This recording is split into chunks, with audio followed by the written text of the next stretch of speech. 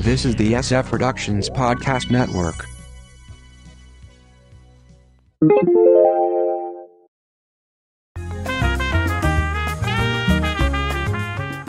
Nobody expects the Spanish Inquisition! From the Pop Culture Bunker, I'm Mindy. And I'm Mark. You can check out our audio podcast, How I Got My Wife to Read Comics, on iTunes, or on our website, sfpodcastnetwork.com. We recently attended what is reportedly the final performance of Monty Python after 45 years of silliness. Mm-hmm. A seminal comedy team and a major influence for me personally. Indeed. I can attest to that. So the idea of surreal British comedy goes back far before Python. You have to go back to The Goon Show, which was a radio program from 1951 to 1960. This is all, of course, in Britain. Did they have, like, BBC Radio? Yeah, it was BBC Radio. Okay. With Spike Milligan, Harry Seacombe, and most importantly, I think, Peter Sellers. Yes, so, known for many film roles. Exactly. So the Python members, though, are Graham Chapman, who was born in 1941, died in 1989. John Cleese, born in 1939. Eric Idle, born in 43. All three of those people were Cambridge educated, and that becomes important a little later. Terry Jones, born 1942. Michael Palin, born 1943. Both of them Oxford educated. And then Terry Gilliam, who was born in 1940, who was American born. And then he became a dual citizen later. Chapman and Cleese worked together on several pre-Python shows, mostly doing writing and then getting into performing. They were involved in the Cambridge Footlight Review, which was done by the school. Mm-hmm. And it was a review, not so much like Second City, because it was all written, but it was in a similar vein to some extent to that. Just not improv. Just not improv. And the show later actually went to Broadway, and Cleese went with it. Mm-hmm. And so he spent a couple years in the United States. They both were involved in I'm Sorry, I'll Read That Again, which ran from 64 to 73. And these are all British television shows. Okay. The Frost Report, and this is David Frost, Okay. from 66 to 67. And what was called At Last the 1948 Show, which was run from 67 to 68. Okay. They were also involved in Doctor in the House, which was a sitcom. And keep in mind, Graham Chapman was a doctor. Oh. Yeah. Okay. And Like a medical doctor? Medical doctor. Wow. And that ran from 69 to 70. There was a whole series of doctor-type series. Mm-hmm. And this was Doctor in the House. So you had Cleese and Chapman working since their days meeting in Cambridge. Okay. And then you had Idle, Jones, and Palin work together pre-Python. Palin and Jones worked on the Oxford Review, so that was a similar concept to the Cambridge Review. Right. The three of them worked on Do Not Adjust Your Set, which ran from 67 to 69. It was actually a children's show. Mm-hmm. Palin and Jones worked on Twice a Fortnight in 1967. The Complete and Utter History of Britain in 1969. And this was kind of like a humorous version of, there used to be a show called You Are There, Mm-hmm. which was the idea of taking historical events and treating them like modern news stories. Right. And then Palin and Jones also worked on The Frost Report, along with Cleese and Chapman.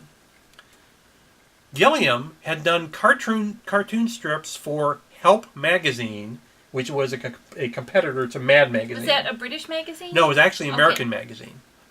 And he did these comic photo strips, and I'm trying to remember the term for them. There's an Italian term for this, but it's basically a comic strip except you use photos. Okay. And one of them actually featured Cleese while he was in the United States. Mm-hmm. He moved to Europe. He later did some cartoon work for Do Not Adjust Your Set, and that's where he met some of the other people. Gilliam and Idle worked on We Have Ways of Making You Laugh in 1968. So they were all kind of going around each other and involved in various projects together in different combinations. Different combinations throughout the 1960s. So in 1969, BBC offers Cleese and Chapman their own series. Chapman was an alcoholic, and which actually caused many problems later in life. He was very difficult to work with. And so Cleese said, I need more help because I can't do this on... I mean, Chapman would be brilliant, when he was on. But when he was off... It was more of a problem than not. And so Cleese felt he needed more help. And he remembered liking working with Palin on the Frost Report. So he talked to Palin.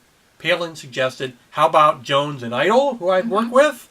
And then Idle suggested Gilliam, which now brings us to the 6 members of Monty Python's Flying Circus, which ran, the original TV series ran from 69 to 74. There were 4 seasons, with Cleese dropping out for the last one. He had felt they had run out of original material, and they were kind of just repurposing stuff at that point. He ended up moving on to the series Fawlty Towers from 75 to 79. And this was something he had created with his then wife. And it was all based on an experience he had with this very irritable hotel keeper. Right. I didn't realize that was so close to the end of Monty Python. Yeah, pretty much straight on from that. Yeah. And some argue, well, that's why Cleese left, because he had this other thing. But it was just far enough apart that it's unclear. So Cleese and Chapman wrote as a team, and Jones and Palin did the same. Idle tended to write alone. And then Gilliam would do these bizarre animations, which you needed in many cases to link these sometimes incomplete sketches together. That was one of the big things about the show, was that if they felt they didn't need to take a sketch to the end, they just wouldn't. They would stop a sketch in the middle. It was sort of like the opposite of Saturday Night Live. Right. Who beats a sketch to death. Right. If they felt they had gotten what they were going to get out of the sketch, they just dumped out of it and moved on. And what actually made it on the show was based on majority rule. They'd come together with what they'd written, and if the group agreed as a majority, yeah, it makes sense, it would go into the show. The Oxford team was more visual, and the Cambridge team was more verbal. So a quote from John Cleese was that most of the sketches with heavy abuse were Graham's and mine. Anything that started with a slow pan across countryside and impressive music was Mike and Terry's, and anything that got utterly involved with words and disappeared up any personal orifice was Eric's. A few of the sketches, of the many, many sketches. So can you tell us, as you're going through these, who you think wrote them? Based on what they were? So I would say Dead Parrot is probably more Cambridge because it was a lot more verbal. Lumberjack Song is a lot more visual, so it was probably more of the Oxford team.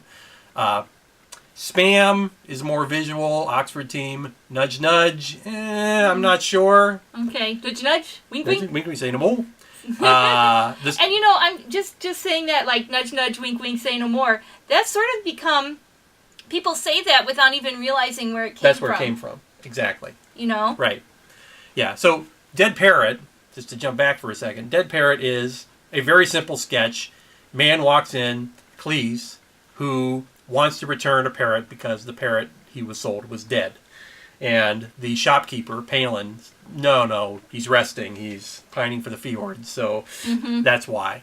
The Lumberjack Song, it actually starts in the TV series. It started various ways because they've done it in the live shows, but in the TV series, it's about a man, Palin, who is a barber who hates being a barber, and the idea is that his father forced him to be a barber, but he hates the sound and the feel of cutting hair. Okay. And so he ends up killing the people or terribly maiming them when he's trying to cut their hair. And at one point, he pulls a record player in behind the barber chair, and it's a record of cutting hair with little dialogue going on, and he just stands behind and hopes the guy doesn't notice. And at the end, he just says, yeah, I never wanted to be a barber. I wanted to be a lumberjack, which goes into this whole number with a group of Mounties, Canadian Mounties, and he's in a lumberjack outfit, and it turns out he's a lumberjack, but he likes to wear women's clothing. Yes. Oh. Spam. Spam, spam, spam, spam, spam, spam, spam, spam. And presumably, the reason we call unwanted email spam is all about this luncheonette. Couple come in, and everything on the menu includes spam. Yes. And then these Vikings come in and sing about spam. Just saying spam, spam, spam, whatever. Spanish Inquisition starts with this drawing room sketch where this gentleman says, he keeps being asked questions. Says, well, I didn't expect the Spanish Inquisition. 3 men in cardinal robes rush in, and we have a whole bit with the Spanish Inquisition. And the comfy chair.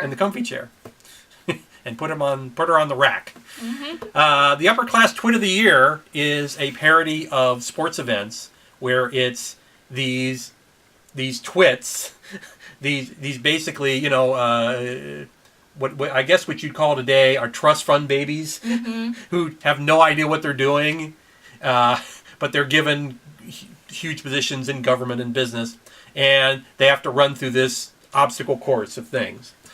Cheese Shop, again, a very simple sketch where man comes in, says, I'd like to have some cheese, and yes, what would you like? And then he runs through dozens of versions of types of cheese. And everyone, no, I don't have that. No, I don't have that. I don't have that. And it ends up with, I'm sorry, but I'm going to have to shoot you. Then there's Ministry of Silly Walks, which Cleese is probably best known for.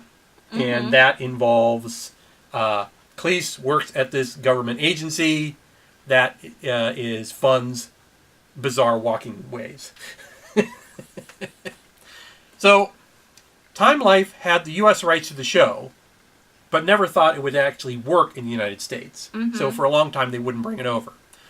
In 1971, they put out a movie, and now for something completely different, which was just reshooting some of the sketches as a film to introduce it to the U.S. Only had an £80,000 budget. Film did not really do well until later re-releases when they were far better known. 1972, they did Monty Python's Fliegende Circus, which were 2 German-language TV specials, where they redid some of the existing sketches plus a few new ones. The first was done phonetically in German. They were just told, okay, say this in German. And Ach die Lieber. Right. It basically saying, okay, this is the German version of what you said in the original sketch. The second was actually dubbed. Which makes more sense. It makes far more sense than trying to do it phonetically. In 1974, a PBS station in Dallas aired episodes of the show, which became a huge hit. 100 PBS stations signed up to show Monty Python. And this is how I first saw the show on WVIZ in Cleveland, Channel 25. And I remember very well staying up all night because they wouldn't show them until late night. Yes, because they really weren't all that family friendly. No, they were not. They were very... they were risque for the time. Well, there's a scene where a man walks into a shop and there's a topless woman behind the counter, and there's no reference to it. But I remember staying up all night to watch these marathons of the show. And they'd always show it during Pledge Week because they knew people would flock to the PBS station.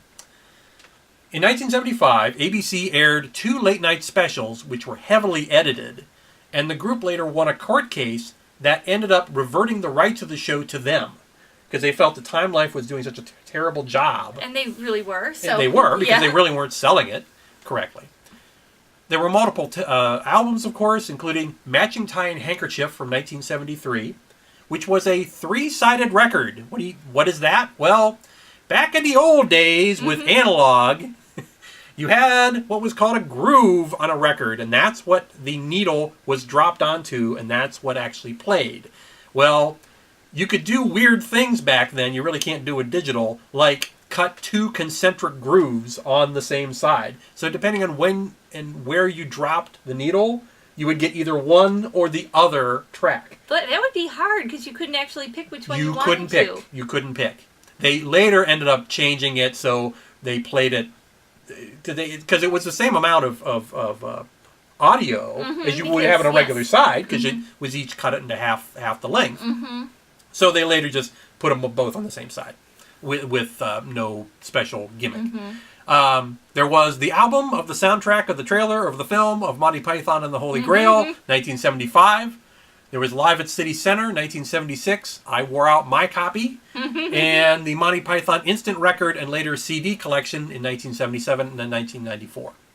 Okay, Mark. That's it for the TV shows. So I think we should stop for a while. You can talk about movies in the next episode. Probably a good idea. Meantime, you can check out our audio podcast, How I Got My Wife to Read Comics, on iTunes or on our website, sfpodcastnetwork.com. From the Pop Culture Bunker, I'm Mindy. And I'm Mark. Thanks for watching. Albatross! Albatross! Albatross!